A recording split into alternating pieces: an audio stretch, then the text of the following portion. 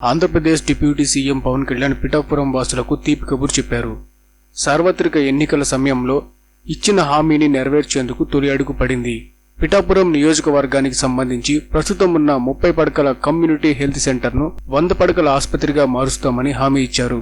ఈ మేరకు ప్రభుత్వం 100 పడకల ఆసుపత్రిని మంజూరు చేస్తూ ఉత్తర్వులు జారీ చేసింది.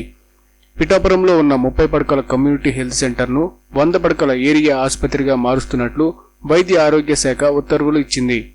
పిఠాపురంలో ప్రస్తుతం 36 వైద్యుల పోస్టులు ఉండగా ఇప్పుడు 100 పడకలకు అప్గ్రేడ్ కావడంతో అందుకు తగిన విధంగా మరో 66 వైద్యులతో పాటుగా తగిన సిబ్బంది కోసం ఇతర ఉద్యోగాల భర్తీకి అనుమతి ఇచ్చారు.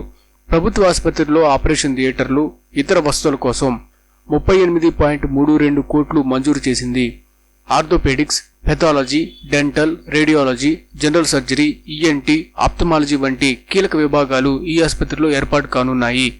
అలాగే పిఠాపురంతో పాటుగా ఆ చుట్టుపక్కల ప్రాంతాల ప్రజలకు మెరుగైన వైద్య సేవలు అందుబాటులోకి వస్తాయని స్థానికులు ఆనందం వ్యక్తం చేస్తున్నారు. పిఠాపురం నియోజకవర్గ ప్రజల కల నెరవేరింది. అధికారంలోకి వచ్చిన 6 నెలల్లోపే పవన్ కళ్యాణ్ 100 పడకల ఆసుపత్రి హామీని నెరవేర్చారు.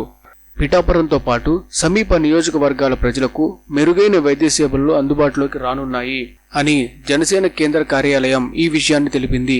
మొత్తానికి డిప్యూటీ సీఎం పవన్ కళ్యాణ్ తాను ప్రాతినిధ్యం వహిస్తున్న పిఠాపురం నియోజకవర్గానికి సంబంధించిన హామీని నిలబెట్టుకున్నారు. ముఖ్యమంత్రి చంద్రబాబు, డిప్యూటీ సీఎం పవన్ కళ్యాణ్లు సచివాలయంలో సమావేశమయ్యారు. వివిధ శాఖల సమీక్షల తర్వాత ఇద్దరు నేతలు పలు కీలక అంశాలపై నేతలతో చర్చించినట్లు తెలుస్తోంది. నాగబాబుకు మంత్రి పదవి ఇవ్వాలని ఇటీవల నిర్ణయం తీసుకోగా ఆ అంశంపై పవన్ కళ్యాణ్, చంద్రబాబు మధ్య చర్చ జరిగినట్లు తెలుస్తోంది. త్వరలో 3వ విడత నామినేటెడ్ పోస్టుల నియామకం చేపట్టనున్నారు. ఈ అంశంపై చర్చించినట్లు సమాచారం.